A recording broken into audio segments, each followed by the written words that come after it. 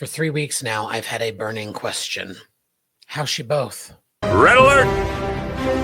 Set an intention. Go to Salon Trek. Thank you, Captain. Star Trek Starfleet Academy dropped its first teaser trailer 3 weeks ago, and the show looks slick as hell. A hopeful tone, an array of interesting new characters, with a small contingent of really fun pre-existing characters from at least 3 other Star Trek series, and an Academy Award winner leading the way. That's right. Holly Hunter herself, the one and only, as Captain Nala Ake, captain of the USS Athena and chancellor of Starfleet Academy. All right, that's enough of my terrible Holly Hunter voice. But look, a lot was packed into this trailer. And with all of the excitement for this first look, one thing is certain. We have much to discuss. That's right. And what caught my eye, what I haven't been able to stop thinking about, this character. A new character. The first officer of the ship that is also the Academy, or part of it, played by the hilarious Gina Yashere. She is of Klingon and Jem'Hadar origin, Lura Thok. This part of the teaser has people buzzing, but unfortunately, a lot of folks who claim to be Star Trek fans have a problem with it. I don't want to get bogged down by the overtly racist, sexist, homophobic, and fatphobic commentary around a single image and a few seconds of a trailer, but I do think it should be called out. We haven't seen this character in action or heard any dialogue.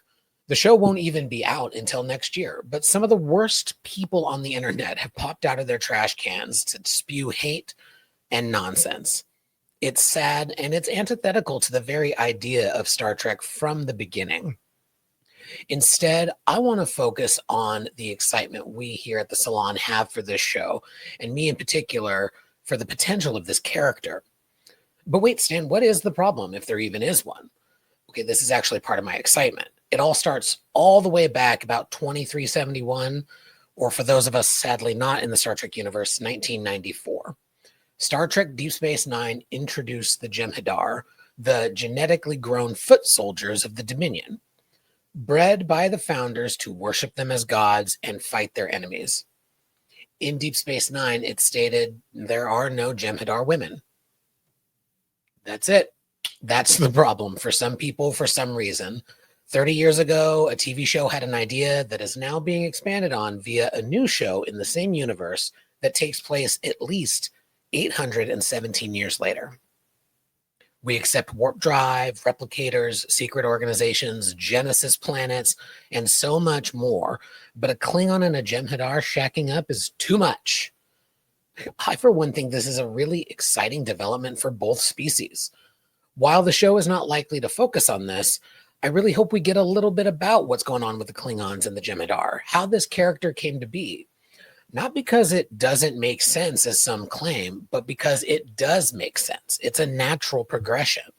And the backstory is likely fascinating. Did the Jem'Hadar rebel? Or how did they gain their freedom from their oppressors? Are they still born through genetic engineering? Or in the 800 years since we saw them last, have they developed the ability to give birth? Is this character the first officer of the USS Athena and master of cadets of Starfleet Academy, the first or only of her kind? Is she the first or only in Starfleet? Star Trek Starfleet Academy will answer some of these questions when it warps to our screens early next year. Until then, what do you think? Let us know in the comments what you're looking forward to with Star Trek Starfleet Academy. But keep it positive. There's enough hate in the real world right now. We all know that. So, until next time, please like and subscribe here on YouTube and wherever you listen to your favorite podcasts. And until next time, live long and prosper.